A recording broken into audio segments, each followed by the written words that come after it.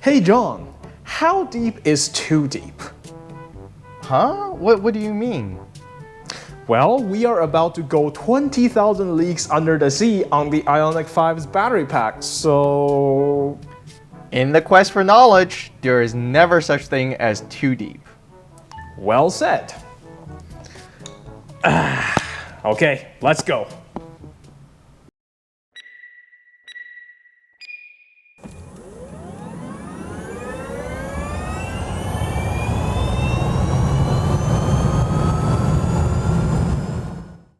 Welcome to Ready Steady Charge.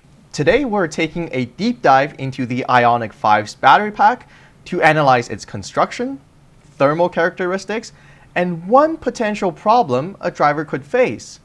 So Solomon, tell me what prompted this in-depth research about the Ioniq 5's battery pack. Well, it started, out of all things, with a graph.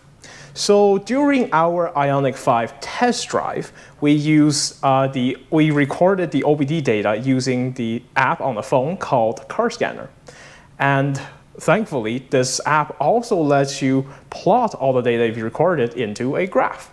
So we logged all the data, we plotted all the data, and what we realized is there are actually 16 sensors, 16 temperature sensors inside the Ioniq 5's battery pack. And I thought it would be very interesting to graph the data from all 16 sensors and see what pattern they produce. And what I noticed is that once I plot all 16 sensors' temperatures, an interesting pattern emerged. There are two clusters of temperatures, one higher cluster and one lower cluster. And there seems to be about 8 sensors in each. And they never seem to cross each other during our drive, which is a 270-kilometer drive, and during our charging session. So I thought, hey, that's pretty interesting. And let me just show you the part of the graph. So this part represents the 270-kilometer drive, and that's the temperature of all the sensors. And this part is the charging session. And of course, it also shows the temperature data from all 16 sensors. And if you want to see our test drive video for the Ioniq 5, make sure you click here and watch that video. Now, when I dug a little further into the arrangement of the temperature sensors and the relevant data, I realized that the upper cluster and the lower clusters are separated in a very interesting way. So the odd number temperature sensors, the 1, 3, 5, 7, and so on and so forth, makes up the lower temperature group. And then the even number temperature sensors, the 2, 4, 6, 8, so on and so forth, makes up the higher temperature group. And I thought, that is very strange. And I wondered, well, how are these temperature sensors arranged inside the Ioniq 5's battery pack that would produce such a pattern? So I started searching. Right. So were you able to find any documentation on the location of the temperature sensors? Sort of. So I'll show you what I found on a Chinese website. It's Sohu. And this definitely looks like a screenshot from a service manual. And on this screenshot, it does show that within the battery pack itself, there are a total of 16 sensors. But on this picture, it also shows that there are sensors 17 and 18 located on the peripheries of the battery pack. And when I'm looking at this picture, there are a couple of things that makes me think that the labeling of the sensor numbers may not be entirely correct. One thing is the left side and the right side's location are asymmetrical, and that doesn't make sense to me. And the other thing is, I'll just skip ahead a little bit. Throughout all of our research materials, I was not able to find any object within the battery pack that would represent sensor number 17 and 18. So I'm not entirely sure if they actually exist inside the vehicle's battery pack. But this is a very good starting point. Wow, I think you're lucky to find this. Before we talk about where the sensors are located, let's give the viewers a quick walkthrough on how the Ioniq 5's battery pack is put together. Certainly. So what we did was we watched some videos from this one channel called Power Bastro. And I think they're a Korean company that disassembles battery packs from EVs that are wrecked. I think that's what they do. But they have a lot of teardown videos of EV's battery packs. And thanks to them, we have some insight into how the Ioniq 5 battery pack is constructed. And we will put all the links in the description for the relevant videos from their channel. Okay, so the first picture we have up here is the picture of the battery pack with the top cover off. As you can see, this Ioniq 5 battery pack has 30 battery modules that are arranged into 8 different module groups. Now, the European and Korean versions of the Ioniq 5 have 30 modules, while the EV6 has 32 modules. And the Ioniq 5 and the EV6 in North America both have a total of 32 modules. So the North American i5 has more modules than the European and Asian versions. Now, as you can see here, when the modules are opened up, they are made up of 12 individual cells. And in between each 2 cells, there is a metal plate. And this metal plate helps to conduct heat from the cells themselves down to the bottom of the pack. So that's how the Ioniq 5 battery pack is actually constructed, from the cells to the battery modules, to the module groups, and to the entire battery pack. Since we're talking specifically about battery temperature, I think it will be interesting to know how the battery's thermal management system works. Of course, and we need to know how the Ioniq 5 makes uses of the coolant in both the heating and cooling scenarios to get a better idea of what the battery pack does overall. Now, on the floor of the battery pack tray, there is this thick layer of gel-like substance. This is basically thermal compound. It helps conduct the heat from the battery modules down into the bottom of the battery pack where the coolant loop runs. Now, I tried to find out what the coolant loop looks like, and it was difficult to find a schematic of what it actually looks like. What I know from the videos that we've told you about previously is that both the inlet and outlet nozzles of the coolant loop are on the front of the battery pack. After a little digging, I found out from a Hyundai Korean website that they have this particular diagram of the coolant loop. Because it's from Hyundai's website, I assume this is correct. And it also shows that both the inlet and the outlet nozzles are both on the front. And when we look at this, basically what it is there are two loops that are running beside each other. So both the incoming and outgoing coolant run right next to each other. And what this does is it creates this heat exchanger effect, which makes sure the coolant in the entire coolant loop are of a consistent temperature. And this avoids situations where you have uneven heating across the battery pack. For example, if your coolant loop don't run concurrently like this, you may get more heating at the beginning of the loop than the end of the loop. So with this type of design of coolant loop, it avoids uneven heating or cooling across the pack. Now that we know what the battery pack looks like on the inside, how about we find those temperature sensors? Yes, let's do that. Now let's go back to that schematic, which is a good starting point. But again, it's not 100% accurate in terms of labeling. But the breakthrough of where the temperature sensors are came from one of those teardown videos. There is a point in the video where the man points at this black connector with a black wire and said, "This is the connector for the temperature sensor." And bing, oh, light bulbs going off everywhere. I realized that what this means is each battery module has its own battery sensor. And it just depends on whether or not that module is connected. So a connected module would have this black connector with the trailing wire, and the unconnected connector would appear white. So all I have to do is find out on the entire battery pack where all the black connectors are, and then I would know where the battery temperature sensors are located. So I look through all the footage to find them. Okay, let's show you some pictures. On the front half of the pack, there are these black connectors. And on the rear half, here are the connectors. Just note that on the lower left module group, it had been partially disassembled. But you can still see that black connector with the wire, and there's another one that's probably unplugged. Now, when we go back to the entire battery pack, this is what we see. And here is the location of all the connectors that are connected. And guess what? There are a total of 16 of them. So I circled all the connectors, and I'm pretty sure that the sensor itself is inside the battery module. But what we can see visually is just this connector, whether it's black or white. Now remember that from our graph, all the odd number sensors are in the low temperature group, and all the even numbers are in the high temperature group. So let's go back to the schematic and use its numbering system. So I'll show you the picture where we've put all the numbers on there.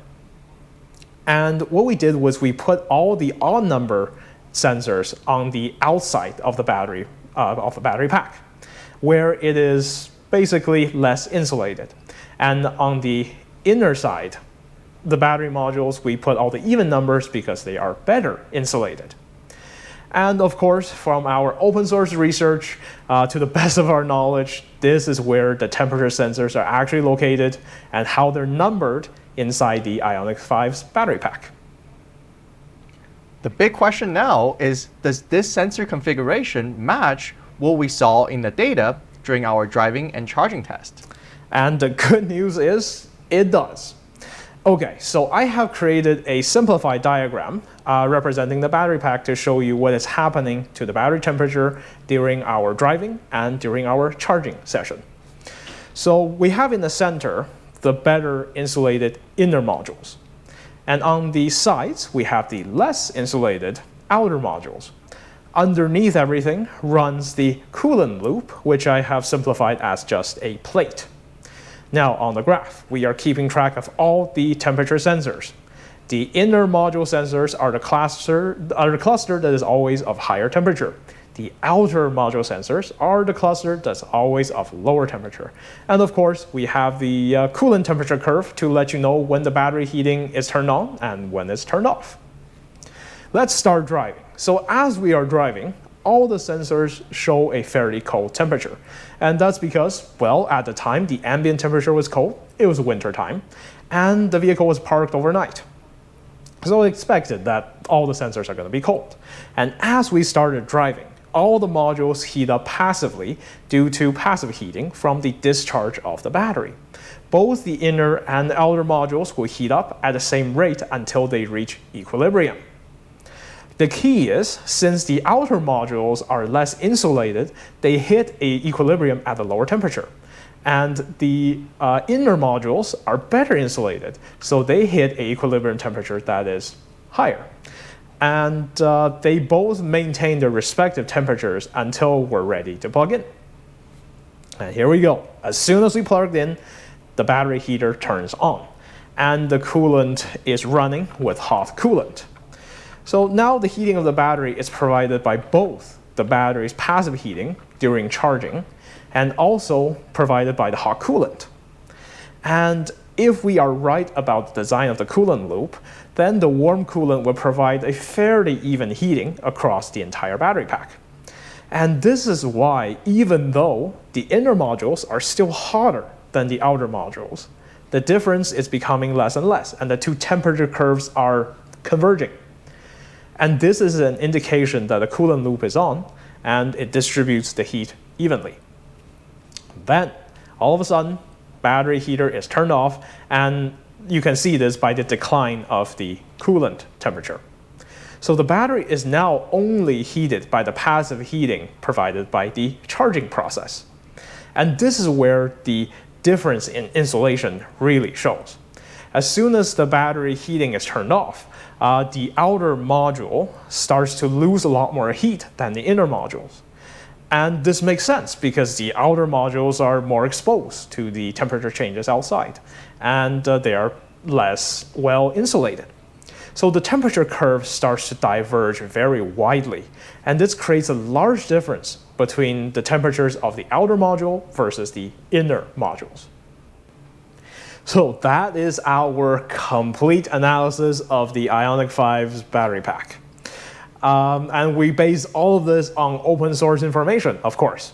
So I gotta ask you, John, is this too much information? Is this information needed by the average EV driver? You know, do people who want to get Ioniq 5 actually need to know all of this? And is this necessary for the average EV driver to know?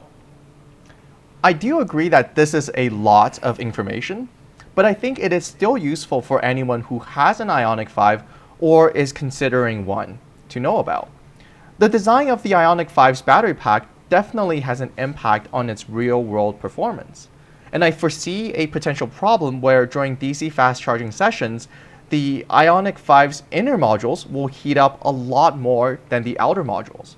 And this can be problematic in extreme scenarios where DC fast charging during winters may cause the inner modules to rapidgate as they have reached the maximum allowed temperature of the Ioniq 5, which is 50 degrees Celsius. Whereas the outermost modules are still cold gating because they haven't yet reached the optimal temperature of 25 degrees Celsius. Yeah, actually, your theoretical scenario had been documented. I hope everyone watching this knows who Tesla Bjorn is. And when he did the testing with the Ioniq 5, in some cases, this actually did happen. So the Ioniq 5, fortunately, is a very fast charging EV with its peak charging speed at 220 kilowatts. And this fast charging temperature occurs between 0% and 55% state of charge. Now, given that you have enough hypercharger along the way, what you can do is you drive your vehicle down to close to 0, you charge it back up to 55, drive it down to 0 and 55, and you repeat this process. And you're using the battery where it charges the fastest. Now, the problem with doing this is when you're driving shorter distances or charging super fast repeatedly, you may not give the battery, especially inner modules, enough time to cool down. So what you run into is the hottest modules, the inner modules, would hit 50 degrees way before the outer modules do, and your battery needs to cool down. And what it does is it reduces charging speed to cool down. Of course, the coolant loop will be running underneath trying to cool down everything. But depending on how hot your ambient temperature is and how aggressively you're using the hypercharging capabilities of your vehicle, this could occur. And in Tesla Bjorn's video, he did see this happen. That's good to know. And now that we know where the temperature sensors are in the Ioniq 5's battery pack, we have an explanation for the phenomenons that we see in the real world. And that's why I think it is great that we're sharing our findings with the world. Well, we certainly had fun. and as fun as it is analyzing all this data and really digging into the battery pack, I feel like the average driver shouldn't need to have these OEM level knowledge of their vehicles. And I think people don't need to plug in the OBD to know what's happening with their vehicle. And also, analyzing these data for someone who's not been looking at this for a long time may actually be confusing. So I understand why manufacturers, basically almost all EV manufacturers, had kept data about the battery temperature and the coolant temperature hidden from the driver. And I think it may be better to just let the vehicle handle it on its own in the background. I can see the reasoning for why manufacturers would want to do that, but I have to disagree with you on this one. There are many successful examples of EVs incorporating extra but important data such as battery temperature into the built-in vehicle display, such as the Nissan Leaf, F-150 Lightning, the Hummer EV, the Teslas, especially on performance models with ludicrous plus modes or track mode enabled, as well as plug-in hybrids such as the Mitsubishi Outlander. This provides greater insight and ultimately greater levels of control for enhancing vehicle range and charging speed. You just need to know a few critical temperatures for your own EV, such as what threshold temperature causes cold gating or reduced DC fast charging speeds at winter times, as well as what threshold temperatures would cause rapid gating in summer times. Of course, these numbers vary between different vehicles depending on the kind of battery pack and depending on the kind of thermal management system is on board. Then, with these temperatures in mind, you want to arrive at a charging station with the target battery temperature. Guess what? You can adjust your own driving style to reach that target. You want to minimize passive battery heating? Then you can drive like a saint with soft acceleration and deceleration. You want to maximize passive battery heating? Then you can put your lead foot on the test. Let's shred those 0 to 100 times. Well, there are certainly benefits to being able to customize how your vehicle does in the thermal management realm. But I think for the average consumer, something like what Tesla does is probably better. Now, with Teslas, unless you really want to plug in your own OBD dongles or go into the developer mode, you don't have to know a lot as an EV driver. Nowadays, Tesla's software handles basically everything for you. From your estimated range, Teslas can typically estimate their range fairly accurately. They know where all the superchargers are, and they can even precondition the battery to be at the right optimal temperature when you arrive at the charging station. All you have to do is to navigate to where you want to go on the navigation system on the vehicle's display, and then it will tell you where to charge, and also it will accurately predict what's your state of charge, how much battery you have left when you're arriving at each stop. So with all of this together, it's a very smart system that doesn't need a lot of input from the EV driver themselves. And other than some edge cases, such as you're relying on non-supercharging charger networks, this system works really well. And I think making EVs really easy to use and having the vehicle handle everything perfectly in the background will make EV adoption more universal. And I think EVs should be made in a way where they're better, not just because they're EVs. They're better because they're just better vehicles overall. I don't feel like more vehicles need to be like Tesla. I personally prefer a greater degree of customizability as well as control.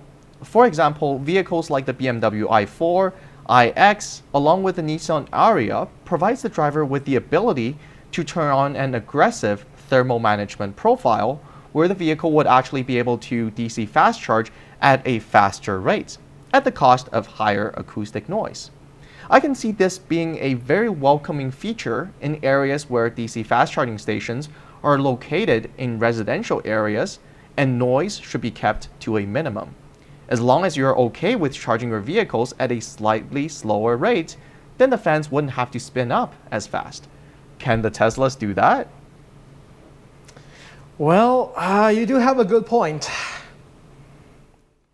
And with that, let's close out our conversation. Thank you everyone for joining us on our deep dive analysis of the Ioniq 5's battery pack as well as its thermal management system. If you'd like to see more future content, please thumbs up and subscribe, and we'll see you on our next one.